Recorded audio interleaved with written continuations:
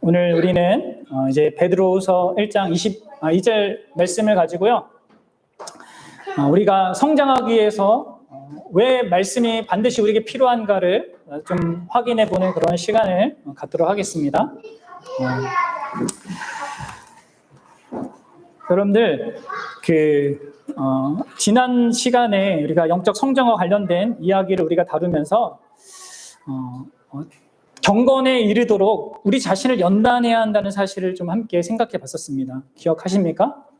마치 운동선수가 자기를 연단시켜서 그 자기 운동 그 분야에 있어서 어떤 최상의 그런 그 역량을 발휘하기 위해서 그런 자기를 연단시키는 그런 용어로 지금 우리에게 그러한 경건의 훈련이 필요하다고 했습니다. 왜 그렇다고 얘기했죠? 그것이 하나님의 뜻이기 때문에 그리고 그것이 우리에게 범사의 유익을 가져다 주기 때문에 그렇게 해야 된다고 이렇게 성경은 우리에게 말합니다. 그래서 여러분들 하나님의 말씀을 보는 것은요 훈련하는 것입니다. 일종의 내가 하나님의 사람으로 자라기 위해서 이 말씀을 통하여서 나의 잘못된 생각들 나의 막 이상한 이런 왜곡된 감정들 또 내가 어떻게 이 땅을 살아야 되는지에 대한 분명한 그 방향들을 우리가 말씀을 통하여서 계속해서 수정받고 확인받고 그 길을 연습하는 그 과정이 우리 모든 믿는 사람에게 필요합니다. 그러니까 구원받고 나서 난 이후의 삶이 그냥 뭐 하나님이 날 구원하셔서 해서 그냥 뭐 아무것도 안 해야 되는 그런 삶이 아니라 구원받은 자는 하나님의 자녀로서 자라가는 그 과정을 거쳐야 합니다. 그리고 그런 연단에 있어서 가장 중요한 것은요 반복적으로 훈련하는 거예요. 그래서 여러분들 우리가 주일마다 이렇게 나오는 이유가 훈련하는 거예요. 그리고 수요일날 금요일마다 우리가 모이는 이유가 일종의 훈련하는 겁니다. 매일매일 주님과 함께 동행하기 위해서 그것도 말씀과 함께 기도로 동행하기 위해서 이런 모든 훈련들을 하는 것이죠. 그럼 이 단어가 연단하다는 이 단어가 운동선수에게 사용됐던 단어였단 말이에요. 마치 운동선수가 자기 운동 거기 분야에 이렇게 잘 하는 사람이 되게 하게끔 하기 위해서 연단하듯이 우리도 여러분들 그렇게 한다는 거예요. 왜요? 우리 안에는 이미 허탄하고 이러한 망령된 신화가 있습니다. 내가 이게 이렇게 사는 게 행복이야. 이렇게 살아가는 게 진짜 인생을 잘 사는 거지. 세상 사람들이 다 그렇게 생각해. 나한테 그렇게 얘기했고 나도 그렇게 이런 사고방식들이 우리 안에 있단 말이에요. 이런 것들을 버리고 하나님이 원하시는 그런 인생, 하나님이 원하시는 그 삶의 모습들을 영위하고 하기 위해서는 계속적인 연단이 필요합니다. 훈련이 필요합니다. 그리고 여러분들 그런 하나님과 관계 속에서 나의 현실을 이해하고 나의 역할을 살아가는 게 뭐라고 했어요? 그게 여러분 지혜로운 삶이죠. 사랑하는 여러분, 특히 우리가 우리 자신을 연단할 때 우리의 전 인격이 연단받아야 되는데 전 인격을 우리가 세 등분으로 하면 뭐예요? 우리의 지성과 또 우리의 감성과 우리의 의지가 훈련이 필요합니다. 근데 오늘 우리가 생각할 것은 우리의 지성의 영역을 훈련하는 부분에 있어서 생각해 보자는 거예요. 여러분들의 생각과 사고방식, 이 세상을 바라보는 관점, 하나님을 이해하는 것, 그것에 대해서 어떻게 훈련할 수 있겠습니까? 그것은 바로 성경을 통해서만 가능하죠. 생각의 영역에서 나의 경건을 훈련하는 것, 생각의 영역에서 하나님과 관계 속에서 이 세상의 현실을 보고 나를 이해하고 관계를 이해하고 세상의 역사를 보고 나의 역할을 감당하는 것은 결국 성경을 읽고 성경과의 관계 속에서만 이게 훈련될 수가 있는 것입니다. 우리가 세상의 가치관과 동화되지 않을 수 있는 유일한 방법은 말씀에 자꾸 나를 노출시키는 거예요. 그래야지만 나의 생각이 바르게 정립될 수 있습니다. 오늘 본문의 말씀처럼 여러분 우리가 신령한 젖 이것을 사모해야 되는 것이죠. 신령한 젖, 순전하고 신령한 젖이 하나님의 말씀을 지금 상징적으로 표현하고 있잖아요. 신자는 이렇게 어린이가 배고픔을 자주 느끼고 젖을 달라고 울듯이 그런 영적인 갈망과 주림이 있어야 됩니다. 어때요, 여러분들? 여러분들에게 그런 게 있습니까? 이 하나님의 말씀을 향한 갈망과 주림이 있냐는 거예요. 여러분들 만약에 없으면 구하셔야 돼요. 네, 구하셔야 합니다. 그리고 여러분들 신자라면 있을 수밖에 없거든요. 그리고 그러한 갈망과 주림, 이러한 것 속에서 우리가 이해해야 될 것은 이런 것들을 주시는 분이 하나님이시고요. 공급해 주시는 분도 하나님이라는 거예요. 그리고 하나님은 기꺼이 우리에게 이것을 주시고자 하는 것입니다. 그래서 여러분들에게 교회 공동체를 허락했고, 이런 예배 시간을 허락했고, 예배 시간 외에도 공동체로 모이는 말씀을 배우는 그런 시간들을 다 허락한 거예요. 그리고 여러분들 두 손에 성경까지 주셨잖아요. 네. 여러분들은 지금 엄청난 큰 축복 속에 있습니다. 그렇죠? 축복 속에 있는데 그것을 잘 모르고 사는 것뿐이죠. 오늘날의 아이들이 그렇잖아요. 응? 축복 속에 살고 있으면서 자기가 이게 축복인지 잘 모르는 것처럼 우리가 그런 상태이죠. 그런데 아니에요. 진짜 좀 정신을 번쩍 뜨고 보셔야 합니다. 그리고 여러분들, 그러한 하나님께서 주신 이 축복의 통로인 이 성경이요, 성령 하나님께서 우리를 변화시키는데 주된 도구로 사용하시는 통로입니다. 그래서 여러분들, 우리는 이 성경에 대한 명확한 이해를 좀 갖고 있어야 돼요. 그리고 우리가 그렇게 하기 위해서는요, 먼저는 이 성경이 하나님께로부터 주어진 말씀이라는 분명한 확신을 가져야 됩니다. 여러분들 그러한 확신을 갖고 있습니까? 이 성경이 하나님께로부터 온 말씀, 하나님의 말씀, 곧 하나님의 음성이다 라는 확신이 있습니까? 여러분, 하나님의 말씀과 하나님의 음성은 객관적인 이러한 실체가 있는 것입니다. 많은 사람들이 하나님, 난 음성을 들었어, 막 마음속에 떠오르는 생각을 가지고 하나님 음성에 이렇게 얘기하는데, 그거는 다 아니에요. 스스로 속이는 거예요. 그건 다 자기 음성입니다. 그렇죠? 하나님의 말씀, 하나님의 음성은 여기 있습니다. 성경입니다. 하나님의 기록하게 하신 이겁니다. 그래서 여러분들 이 성경에 대한 확신이 있어야 돼요. 그래서 여러분들이 오늘 좀 세 가지를 생각해 볼 건데, 이 성경의 근본적인 성격, 그리고 이 성경의 주된 내용, 그리고 우리가 이 성경을 어떻게 먹어야 되는지, 섭취해야 되는지, 이거를 좀 생각해 보겠습니다.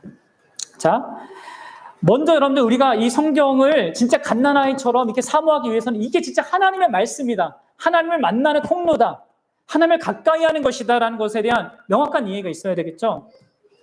자, 그럼 어떻게 생각합니까? 성경은요, 스스로를요, 하나님의 말씀이라고 이렇게 자증하고 있습니다. 성경을 읽어보세요. 이게 하나님의 말씀이다 얘기하잖아요. 구약에 있는 모든 선지자들이 하나님께 말씀을 받았다, 그래서 선포한다 얘기하죠. 예수님이 어떻게 얘기하셔요? 이 모든 구약의 말씀이 아버지께로부터 온 말씀이다, 나를 향하여서 나에 관해서 증거하는 말씀이다, 이렇게 얘기하십니다. 성경은 스스로가 하나님의 말씀이라고 얘기하고 있어요. 그래서 여러분, 성경을 존중하는 게 하나님을 존중하는 거예요. 성경을 가까이 하는 게 하나님을 가까이 하는 거예요. 그럼 하나님을 가까이 하는 게 뭡니까? 하나님을 생각하고만 있으면 돼요? 그게 아니에요. 성경을 가까이 하는 거예요. 하나님의 말씀을 계속해서 생각하며 살아가는 겁니다. 여러분, 성경은 단지 하나님에 대한 메시지가 아니에요. 여러분, 이걸 오해하지 마세요. 하나님에 관한 메시지가 아니에요. 하나님에 대한 말씀의 일부를 담고 있는 것도 아닙니다. 기록된 이 말씀을 우리에게 실제로 주어진 하나님의 말씀이, 하나님의 음성입니다. 창세기부터 계시록 전부가 하나님의 말씀이에요. 여러분, 어떻게 증명합니까? 앞서 얘기했죠? 여러분, 성경이 증거예요. 성경이 최고의 권위를 가지고 있는 하나님의 말씀입니다. 그 성경이 증언하는 것을 우리는 그대로 받아들여야 돼요. 만약에 여러분들이 과학이나 어떤 인간의 추론을 들이대면서 성경이 맞는지 안 맞는지 내가 판단하겠다 그러면 여러분들은 성경보다 더 높은 권위를 거기에 두는 거예요. 과학이든 철학이든 내 이성이든.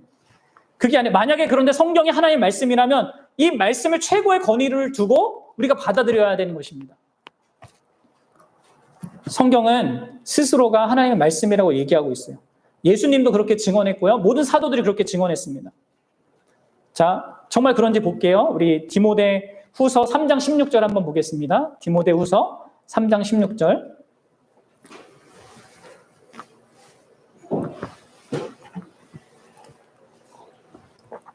디모데후서 3장 16절 같이 읽어봅시다. 시작. 모든 성경은 하나님의 감동으로 된 것으로 교훈과 책망과 바르게 함과 의로 교육하기에 유익하니. 아멘. 여러분들 모든 성경은요 하나님의 감동으로 되어 있습니다. 이것은 여러분들 어떤 창작자가 영감을 받아서 감동을 받아서 썼다라는 얘기와는 다른 거예요. 이거 원어적으로 보면 이것은 하나님의 호흡으로 되었다라는 말이에요. 하나님이 호흡하신 것을 통해서 됐다. 영어 성경에 그렇게 되어 있거든요. breath라고 해가지고 하나님의 호흡으로 됐다라는 얘기예요. 실제로 하나님이 말씀하신 거라는 의미입니다. 단순히 감동을 받은 어떤 저자가 감동을 따라서 쓴 것 정도가 아니라는 거예요. 자, 이를 베드로후서 1장 21절에서 베드로 사도가 이렇게 또 얘기하는데 보십시다. 베드로후서 1장 21절 찾아보세요. 베드로후서 1장 21절 같이 읽어보겠습니다. 시작. 오직 성령의 감동하심을 받은 사람들이 하나님께 받아 말한 것입니다. 보십시오, 여러분. 성경은 하나님께 받아서 말한 것입니다. 그것을 여러분들 뭐 이렇게 기계적으로 받아쓰기를 했다는 얘기는 아니에요. 하나님의 그 뜻을 받아서 그 사람의 인격과 그 사람의 모든 어떤 경험과 그 문장 스타일과 이런 것들을 다 사용하셔서 기록하게 하셨다는 것이죠. 근데 여러분들 지금 앞에서 얘기했던 모든 성경과 그리고 여기 이 베드로가 얘기하는 예언은요 다 주로 구약 성경과 관련되어 있거든요. 그럼 신약에 대해서는 어떻습니까? 신약에 대해서는 예수님께서 이렇게 얘기하셨는데 찾아보겠습니다. 요한복음 17장 20절이에요. 요한복음 17장 20절.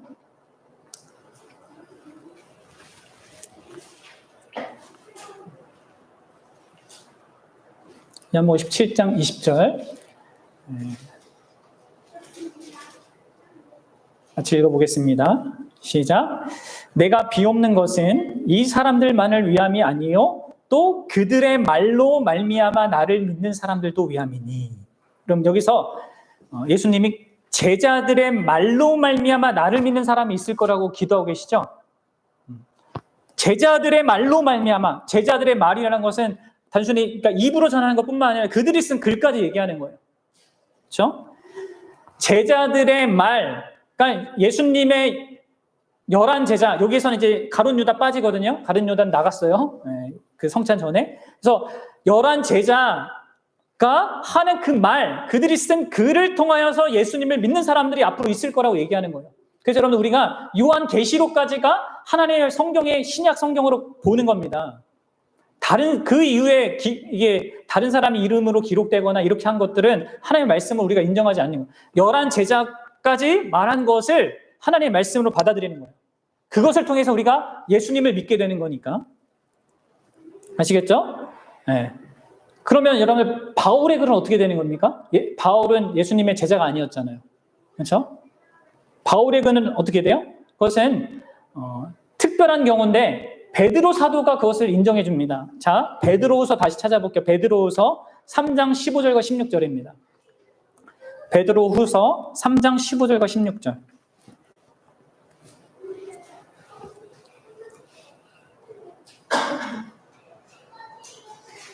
읽어보겠습니다. 시작.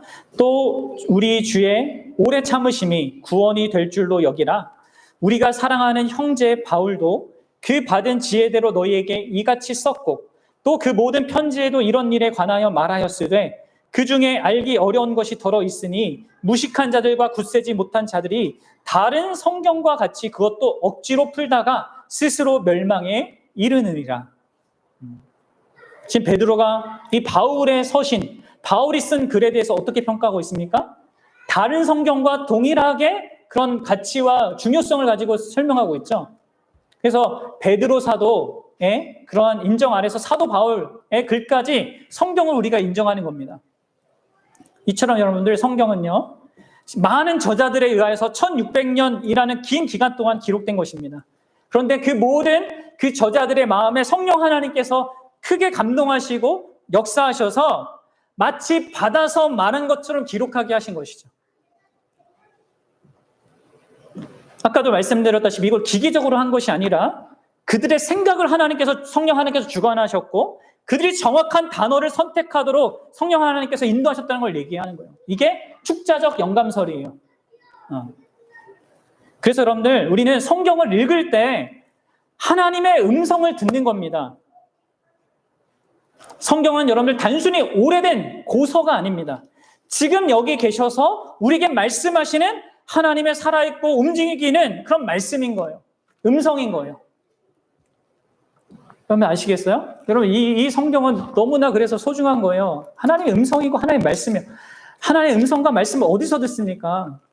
이 성경을 통해서 하는 거예요. 그리고 이 성경이 이렇게 하나님의 말씀이기 때문에 두 가지 특징이 이어서 나오는데, 하나는 신빙성이죠. 믿을 수 있다는 거예요. 하나님의 말씀이기 때문에. 그리고 하나는 권위성입니다. 권위성이란 건 뭐예요? 우리가 그 말씀 앞에 순종해야 된다는 것이죠.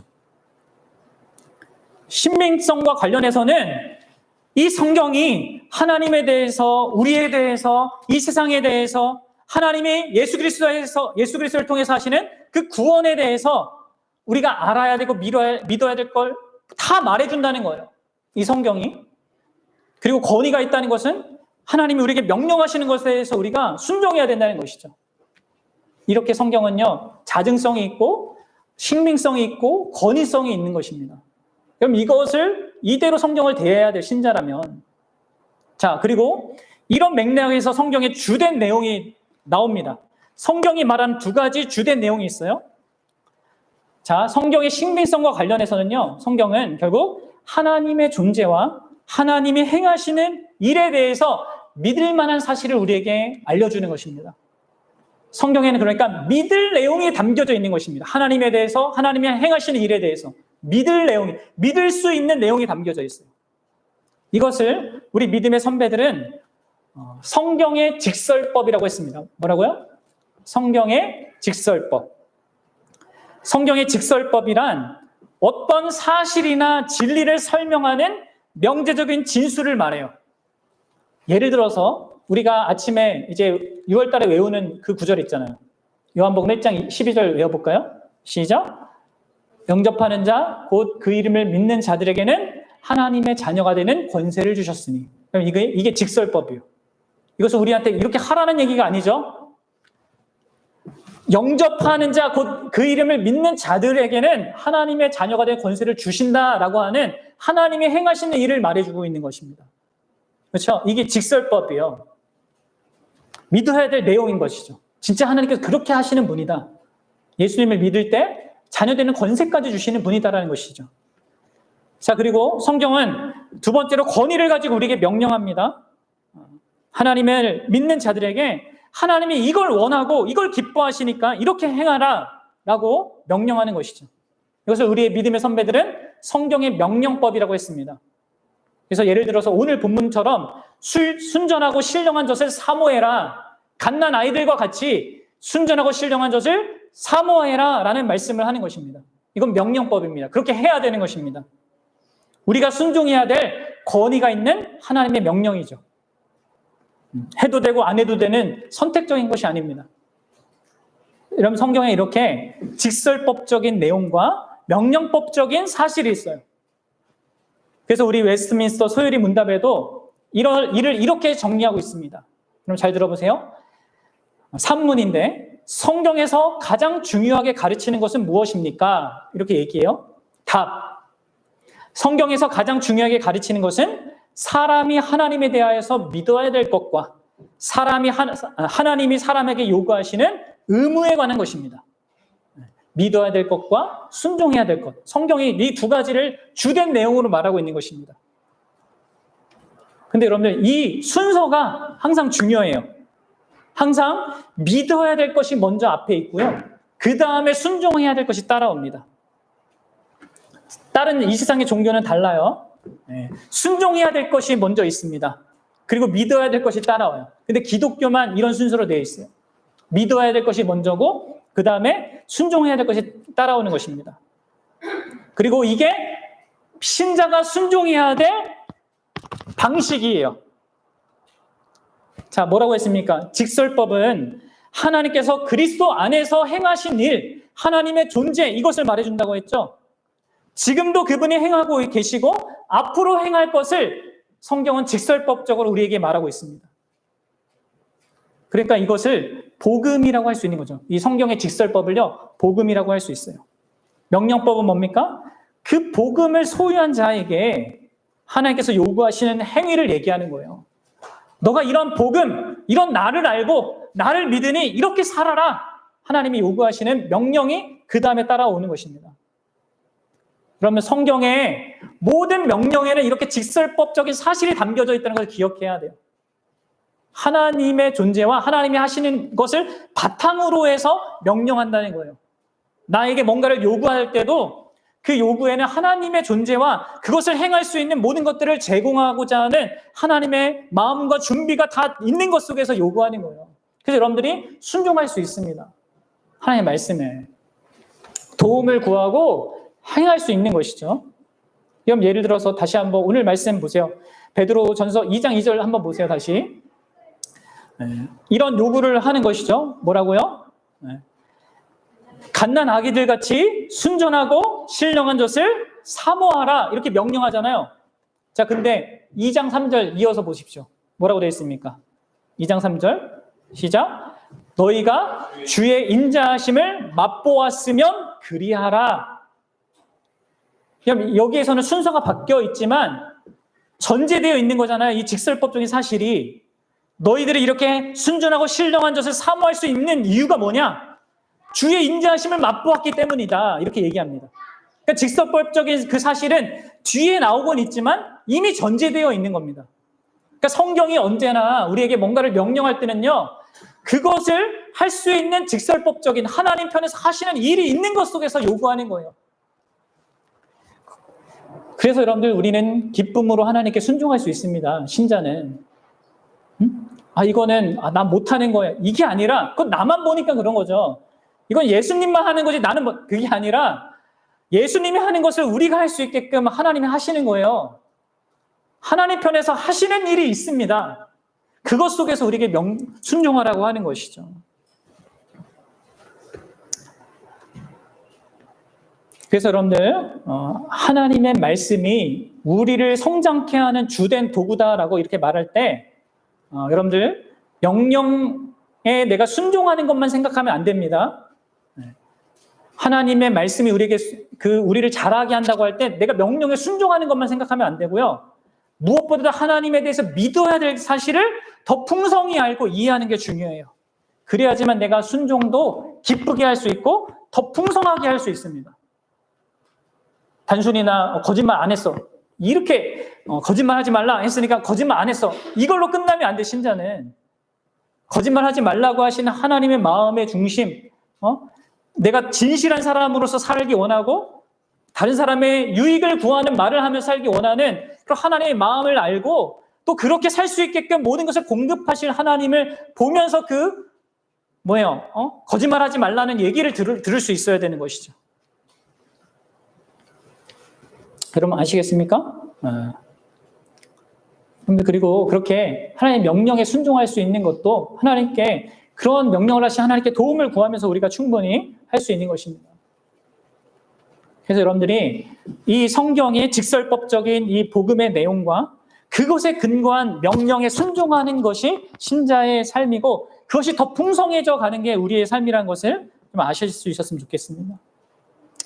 그러면 여러분 마지막으로 그럼 이러한 성경을 우리가 어떻게 먹고 섭취해야 되고 우리 것으로 삼아야 되는가 이걸 이제 간단하게 볼 텐데요. 그럼 이것은 우리 믿음의 선배들이 사용했던 방식입니다. 그리고 그것은 성경에 나오는 그 인물들도 그렇게 사용했던 거예요. 여러분들이 잘 아는 겁니다. 가장 일반적인 중요한 그런 첫 번째 방법은 우리가 성경을 먹고 성경을 나의 것으로 삼고 성경의 영향력 아래 살아가는 가장 중요한 방법은 다른 사람의 가르침을 받는 것입니다. 바울은 디모데에게 말씀을 전하고 가르치라고 명령했습니다. 그리고 그 디모데로 하여금 또 다른 믿을 만한 사람에게 또 그 일을 하라고 했어요. 그러니까 여러분들 성경을 배우는 일에서 상당히 중요한 게 하나님이 세우신 그 사람을 통하여서 그 성경을 배우는 것입니다. 목회자나 아니면 주일학교 교사나 아니면 신학자들을 통하여서 우리가 배우는 게 필요한 거예요. 그래서 요즘에는 이제 유튜브 강의 같은 걸 통하여서도 성경을 배울 수 있죠. 그런데 아시다시피 여러분들 오늘날의 유튜브에는 검증되지 않은 사람이 너무 많습니다. 이상한 얘기하는 사람이 너무 많아요. 그래서 여러분 만약에 뭔가를 성경을 배우고 싶다면은 그걸 뭐 유튜브 같은 것을 활용하고 싶다면 꼭 목회자한테 물어보고 하셔야 합니다. 그 사람 들어도 되는지. 또 책을 통해서도 마찬가지예요. 책을 통해서 우리가 잘 배울 수 있는데 좋은 저자를 여러분 선택을 해야 됩니다. 그것도 여러분들 목회자를 통하여서 해야 되는 것이죠. 그리고 여러분들 심지어 여러분들의 목회자한테 배우면서도 여러분들은 그걸 받아들이지만 자기가 성경을 보고 진짜 그러한지 아닌지 확인하셔야 합니다. 사도행전에 나오는 베레아 성도들처럼 그들은 어떻게 했습니까? 심지어 여러분 바울이 얘기했어요. 바울이 설교했으면 무조건 들어야 되는 거 아닙니까? 그런데 이들은 바울 설교를 듣고도 진짜 성경이 그러한지를 상고했다고 얘기해요. 이게 바른 자세인 거죠. 우리 참된 신자는 그것을 분별하게 돼 있어요. 저 목사가 진짜 성경을 말하는 거냐 아닌 거냐 분별하게 돼 있고, 만약에 목사가 성경을 얘기 안 하면 어떻게 해야 됩니까? 그럼 목사한테 얘기를 해야 되죠. 그거 아닌 것 같습니다. 여기서 하나님의 말씀을 말해 주십시오. 요구해야 됩니다. 여러분들이 목회자한테 요구할 것은 딱 한 가지죠. 참된 말씀을 전해 주십시오. 이거잖아요. 그렇죠? 자, 이게 여러분들이 먼저 성경을 섭취하는 방법이요. 두 번째는 여러분들 성경을 꾸준히 읽는 것입니다. 여러분들 매일매일 성경을 꾸준하게 읽어야 됩니다. 시편 1편에 이런 성경 기자가 얘기했듯이 복 있는 사람은 이런 악인의 길을 쫓지 않고 뭐 이런 거 안 하고 주야로 하나님의 말씀을 묵상하는 자로다 얘기했던 것처럼 매일매일 너는 성경을 읽으셔야 합니다. 이것은 목회자나 성경 교사가 가르쳐주는 그런 통찰을 얻지 못할 수 있을지는 몰라도 여러분 매일의 삶 속에서 특별히 나에게 적용되는 그 진리를 여러분 하나님께 받을 수 있는 중요한 통로예요. 또 여러분의 성경을 꾸준하게 전체적으로 읽어야지만 성경 전체의 맥락을 이해할 수 있습니다. 하나님께서 세상을 창조하고 이 세상이 타락했는데 하나님이 구원의 일을 행해 가시고 그 가운데 나의 현실이 있고 그것이 진짜 완성될 거다. 계시록에 이 성경 전체 이야기를 계속적으로 여러분 읽어서 이 자기의 인생을 바라보는 그 관점과 이런 것들을 넓혀야 된단 말이에요. 그래서 나의 현실을 지금 나의 눈에 보이는 그 현실로만 보는 것이 아니라 성경에서 하나님이 역사하시는 그 현실 속에서 나를 보는 그런 것들을 가져야 된단 말이에요. 그래야지만 또 여러분들이 거짓된 그 가르침을 분별하면서 살 수 있습니다. 성경을 꾸준하게 잘 읽어야 돼요. 그리고 세 번째 방법은요, 여러분 성경을 암송하는 것입니다. 여러분 다윗은 이렇게 얘기했어요. 시편 119편의 11절에서 내가 주께 범죄하지 아니하려 하여 주의 말씀을 내 마음에 두었나이다. 하나님께 죄를 짓지 않게 하기 위해서 하나님의 말씀을 마음에 새겼습니다. 암송했다는 거예요. 암송하면요, 주님의 말씀을 암송하면요, 내가 어떤 상황이 닥칠 때, 내가 범죄한 상황이 닥칠 때, 또 걱정스럽고 염려한 그런 어떤 일들이 닥칠 때 그 말씀이 나에게 힘과 용기를 주는 것들을 경험합니다. 그래서 여러분들 우리가 오전에 암송하고 우리 주일학교 아이들에게 같이 암송하자고 하는 거예요.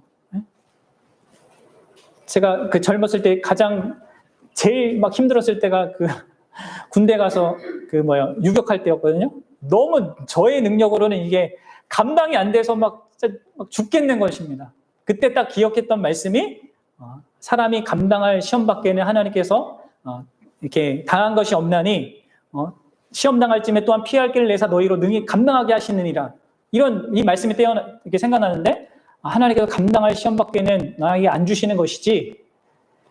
그래 이것도 감당할 수 있게 하시는 거겠지 하면서 그걸 어쨌든 꾸역꾸역 그 말씀을 힘입어서 제가 그거를 이렇게 견뎌냈던 그런 경험이 있어요.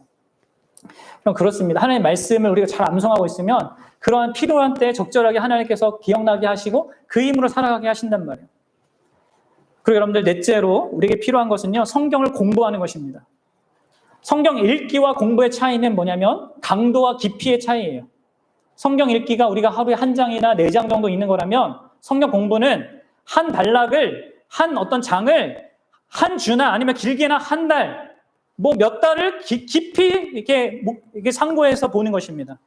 본문을 자세하게 관찰하고 그 의미가 무엇인지 그 문맥에서 보고 성경 전체의 문맥에서 보고 예수님과 어떤 관계가 있는지 또 이게 나의 현재 삶과 어떤 적용점이 있는지 이렇게 깊이 살펴보는 것이 이제 성경 연구예요. 여러분 이게 필요합니다. 그래서 성경을 깊이 아는 게 필요해요. 그리고 그것을 우리가 수요일마다 하고 있는 거예요. 수요일날 우리 수요 바이블 디너에서 이렇게 여러분들이 그렇게 해서 자기가 스스로 할 수 있게끔 같이 먼저 배우는 거죠. 거기에서 해가는 것입니다. 그렇게 성경을 공부해야 될 필요가 있어요. 그러면 내 인생이 더 풍성해져요, 진짜. 하나님 아는 게 기쁘니까. 그리고 마지막으로 묵상입니다, 묵상. 성경 공부나 성경을 읽다가 깨달은 그 진리를 깊이 생각하는 것이죠. 그 진리와 그 영적 현실을 이해하고 내 삶에 적용하고 또 더 반응으로 기도하는 이 시간, 이러한 묵상의 시간이 우리에게 필요합니다. 그래서 여러분들이 반드시 성경을 읽거나 공부하고 난 다음에는 이렇게 묵상하는 과정을 거치셔야 합니다. 그래서 그 묵상하는 거, 그게 암송을 통해서도 되기도 하는데 마음에 그래서 새겨지고 우리의 영혼이 그것에 반응하며 살게끔 하게 하셔야 합니다. 그리고 그럴 때에만 진짜 참된 기도가 나와요. 여러분들 보면은 다 그냥 내가 필요할 때 기도하고 또 나한테 무슨 필요가 없으면 기도 안 하고 이렇게 하는 그런 모습을 보이는 사람들은요, 성경과 가깝지 않기 때문에 그렇습니다. 참되게 기도하는 것은 하나님의 말씀 묵상할 때 그렇게 되는 거예요. 여러분, 성경을 가까이 하기 위해서 뭐 하라고요? 성경을 배워야 되고, 교사에게 배워야 되고, 목사한테 배워야 되고, 스스로 성경을 읽어야 되고, 성경을 연구해야 되고요, 성경을 암송해야 되고요, 성경을 묵상해야 됩니다. 할 일이 많죠? 너무 많죠? 부담이 됩니까? 내 삶에는 이렇게 성경을 배우고 암송하고 연구하고 묵상하고 암송할 여유가 없습니까? 여러분들, 그래서 여러분들 인생에 우선순위가 필요한 거예요. 여러분들 삶에서 무엇이 가장 중요한지 결정해야 합니다. 여러분들의 삶이 여러분들의 주인이신 예수님과 그분과 함께 사는 것이 의미이고 목적인지, 그분께 순종하는 것이 여러분 삶에 정말 중요한 것인지 그것을 따지셔야 됩니다. 그리고 그게 맞다면 다른 모든 것은 여러분들 2차적인 거예요. 바라기는 저와 여러분들이 그분과의 관계를 굳게 하는 것을 먼저 우선순위 삼을 수 있기 바랍니다. 그리고 다른 삶의 모든 것을 여러분들 거기에 맞춰가시는 것입니다. 사랑하는 여러분, 우리가 영적으로 성장하는 것은 선택사항이 아니에요. 이것은 선하신 하나님의 뜻입니다. 우리를 사랑하는 그분의 뜻이고 그 얘기는 우리에게 그게 유익하다는 겁니다. 여러분, 우리는 특히 우리의 생각에 있어서 변화가 필요합니다. 하나님이 주신 이 말씀을 중심으로 하여서 우리 자신에 대해서, 이 세상에 대해서, 타인과의 관계 속에서 하나님에 대해서 바르게 아는 게 필요합니다. 그러기 위해서는 갓난아이처럼 이 신령한 저신 하나님의 말씀을, 성경을 사모해야 돼요. 하나님의 직접적인 말씀이기 때문에 신빙성 있고 권위 있는 이 말씀을 우리가 가까이 해야 되고 순종해야 된다는 것이에요.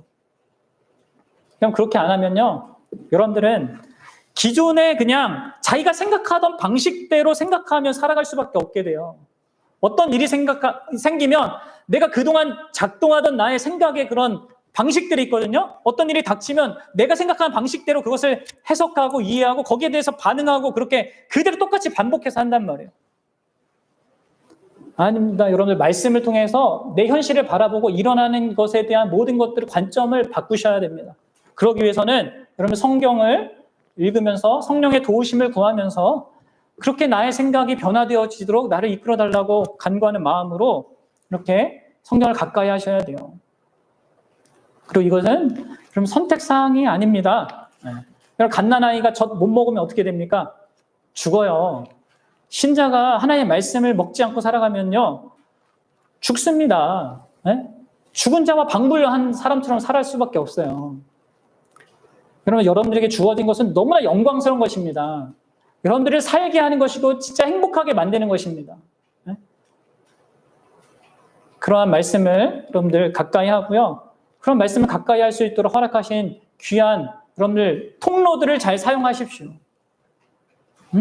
수요일날 우리 모임이나 금요일 기도회나 주일날 이러한 성경 공부 준비하는 거나 예배 참여하는 이런 모든 것들을 소중히 여기고 잘 감당할 수 있게 바랍니다.